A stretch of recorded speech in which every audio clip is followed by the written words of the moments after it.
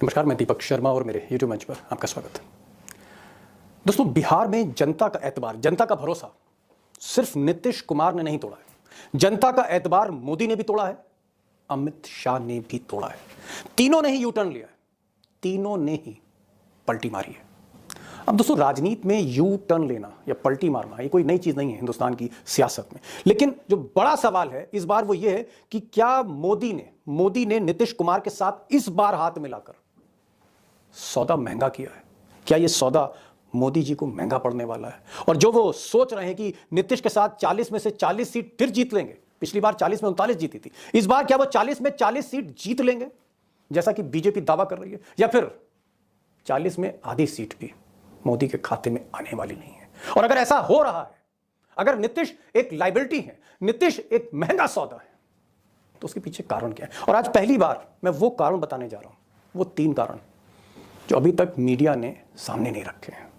3 bold reason, 3 बड़े कारण और बहुत ही स्पष्ट कारण कि यह सौदा मोदी जी को महंगा क्यों पड़ने जा रहा है, नीतीश एसेट की जगह लायबिलिटी क्यों है।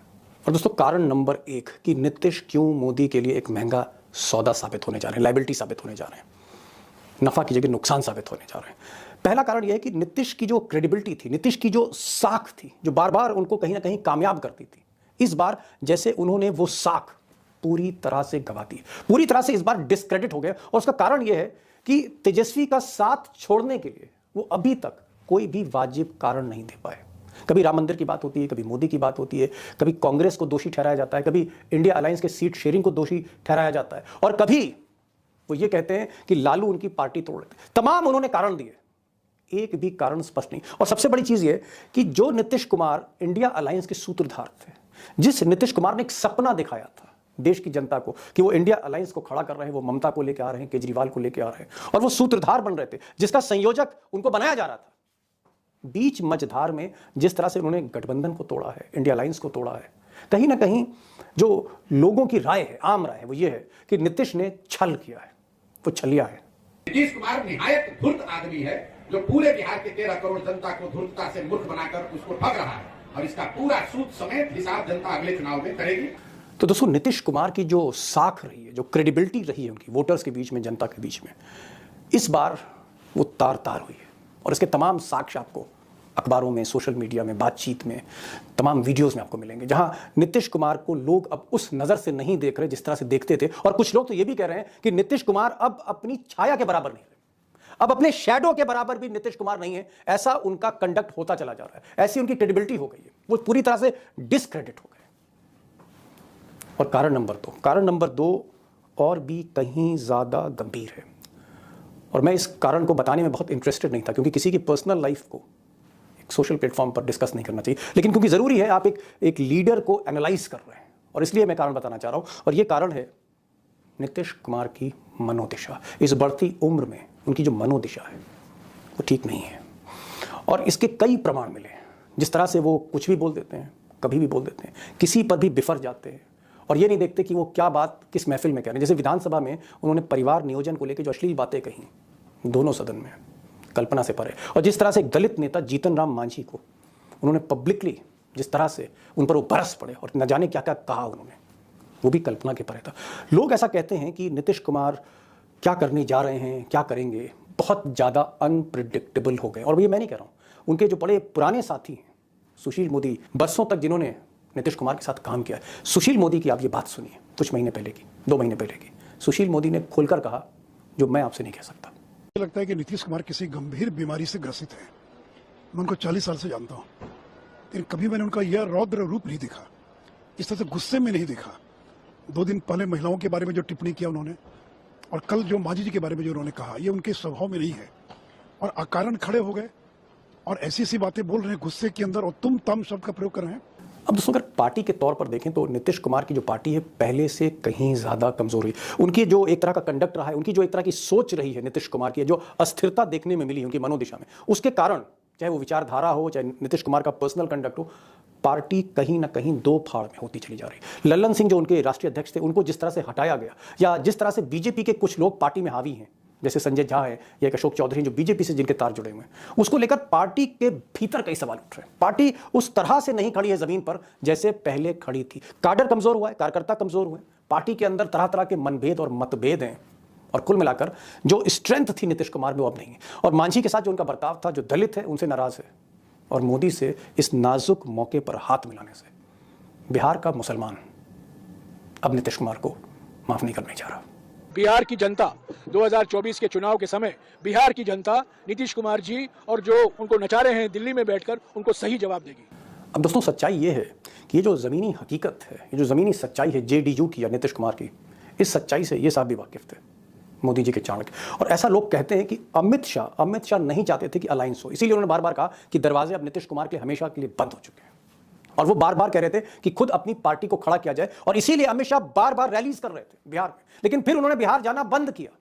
दरअसल मोदी जो है उन्होंने बिहार अफेयर्स अपने हाथ में ले लिए थे, और अमित शाह को थोड़ा सा किनारे करके मोदी ने ही तय किया, मोदी ने ही वीटो किया कि उन्हें नीतीश कुमार के साथ जाना चाहिए, क्योंकि नीतीश कुमार को लेकर वो एक कांग्रेस को मैसेज देना चाह रहे थे। वो इंडिया अलायंस के जो गुब्बारा है इसकी हवा निकालना चाह रहे थे। मोदी सबक सिखाना चाहते थे राहुल गांधी, खड़गे, इंडिया अलायंस अपोजिशन को कि आपका सूत्रधार अब हमारे साथ है। ये जो एक मोदी का स्टैंड था वो अपनी जगह सही था, लेकिन बिहार में ये लायबिलिटी हो सकता है, ये नुकसान कर सकता है, क्योंकि नीतीश कुमार की ना वो क्रेडिबिलिटी है, ना वो स्ट्रेंथ है, ना वो मनोदिशा है, ना वो आचरण है, ना वो ऊर्जा है। उम्र उन पर हावी है। क्या होता आगे? क्या वाकई ये सौदा महंगा होगा? क्या घाटे का सौदा है? और मोदी जी को जब मशीनें खुलेंगी बिहार की तब पता लगेगा, एहसास होगा। मुझे लगता है कि इस पूरे बड़े सवाल की तह में जाना चाहिए। दो खास मेहमान हैं, अभिषेक कुमार डेटा जर्नलिस्ट हैं बिहार के, वो हमारे साथ हैं, हथेली की तरह बिहार को जानते हैं, और प्रोफेसर रविकांत बिहार के दौरे से लौटे हैं, जातीय समीकरण समझते हैं। चलते हैं प्रोफेसर रविकांत और अभिषेक कुमार के साथ, इस सवाल को तह तक जानने, समझने, परखने की कोशिश करते हैं।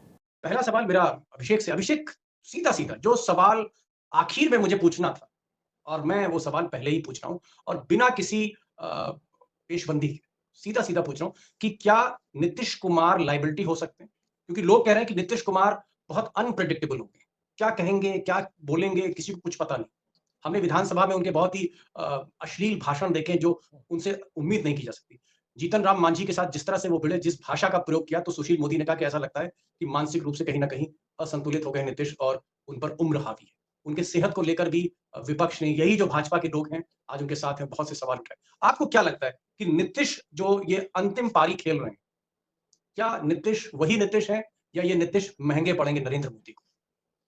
देखिए दीपक जी, आज के घटनाक्रम के बाद आप कह सकते हैं कि पुराने नीतीश कुमार की आज के नीतीश कुमार छाया मात्र भी नहीं है, परछाई भी नहीं बचे हैं। और राजनीति में सबसे बड़ी चीज होती है क्रेडिबिलिटी। और इस बात का ध्यान रखिए कि नीतीश कुमार का वोट बैंक कोई जाति आधारित वोट बैंक नहीं है। वो लालू यादव और मुलायम सिंह यादव की तरह के नेता नहीं है। नीतीश कुमार का वोट बैंक एक सामाजिक समीकरण, उनके काम के आधार पर, चाहे वो महादलित समीकरण बना, चाहे वो अति पिछड़ा समीकरण बना, या लौकुश समीकरण जिसे कहते थे कुर्मी कुशवाहा, उसके बूते बना हुआ समीकरण। नीतीश कुमार के बारे में जो आप कह रहे हैं, नीतीश कुमार यदि इंडिया गठबंधन के साथ बने रहते तो उनकी क्रेडिबिलिटी बची रहती। उनकी पूरी पॉलिटिकल यूएसपी उनकी क्रेडिबिलिटी पर चलती है। और पिछले दो बार, दीपक जी एक बात मैं कहना चाहता हूं, पिछली दो बार का जो घटनाक्रम हुआ 17 और 22 में, उनके पास अलायंस बदलने के वैलिड रीजन थे, वाजिब कारण थे। इस बार वो कोई कारण बता पाने की स्थिति में नहीं है। आज जो प्रेस कॉन्फ्रेंस उन्होंने प्रेस से जो बात की है उसमें भी कहा कि दोनों तरफ दिक्कतें हो रही थी, लेकिन कुछ सफाई वो दे नहीं पाए। तो कहीं ना कहीं लायबिलिटी की संभावना ज्यादा बताई जा रही है, मुझे लग रहा है। जी, एक छोटा सा सवाल, उसके बाद मैं प्रोफेसर साहब के पास जाऊंगा। आपकी लगातार, आप नीतीश कैंप के संपर्क में रहते हैं, ज्यादातर प्रोमिनेंट नेता आपको जानते हैं, और मुझे लगता है कि सवाल थोड़ा सा असहज हो सकता है आपके लिए, और हो सकता है कि आप सीधे तौर पे जवाब ना दें, लेकिन मैं अपेक्षा करूंगा अपने दोस्तों के लिए कि आप सही जो बात हो बताएं। क्या नीतीश कुमार वाकई बीमार हैं, जिस तरह के आरोप उन पर लगे? क्या बहुत अनप्रिडिक्टेबल उनके डिसीजंस हैं? लोगों को पता नहीं कि नीतीश कुमार कब क्या बोल जाएंगे, इस तरह की स्थिति है क्या?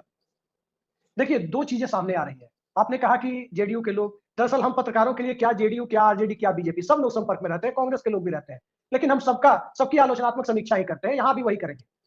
बड़ी चीज यह है कि नीतीश कुमार के सारे लक्षण तब दिखने शुरू हुए जब नीतीश कुमार विधानसभा में तीसरे नंबर की पार्टी हो गए, और एक असहज तरीके से किसी भी गठबंधन को, चाहे वो यूपीए हो, मतलब महागठबंधन हो जो आज का इंडिया है, चाहे वो पुराना एनडीए हो, विधानसभा स्पीकर के साथ जिनका हॉट एक्सचेंज हुआ आपको याद होगा, हिंदुस्तान के इतिहास में प्रिजाइडिंग ऑफिसर के साथ, स्पीकर के साथ आपने नहीं सुना होगा कि हाउस का कोई मेंबर, चाहे वो फ्लोर लीडर या मुख्यमंत्री, प्रधानमंत्री क्यों ना हो, इस तरह से पेश आए जो हुआ उस दिन। उसके पहले तेजस्वी यादव को उन्होंने क्या बात बोली थी विधानसभा के अंदर, बहुत ही गुस्से में थे।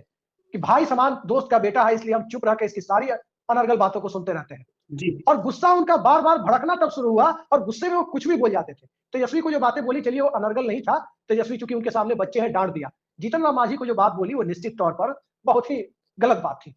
जीतन राम मांझी से वरिष्ठ विधायक भी है जी, बात बात पर गुस्सा करते हैं। जी। दूसरी चीज, जो विधानसभा में उन्होंने जो परिवार नियोजन को लेकर जो बयान दिया और विधानसभा से भी ज्यादा विधान परिषद में जब वो अगले दिन गए तो उस बात की व्याख्या ही करने लगे जो बात गलती से उन्होंने कह दी थी, और फिर उसके अगले दिन आकर के सदन में ये कह रहे हैं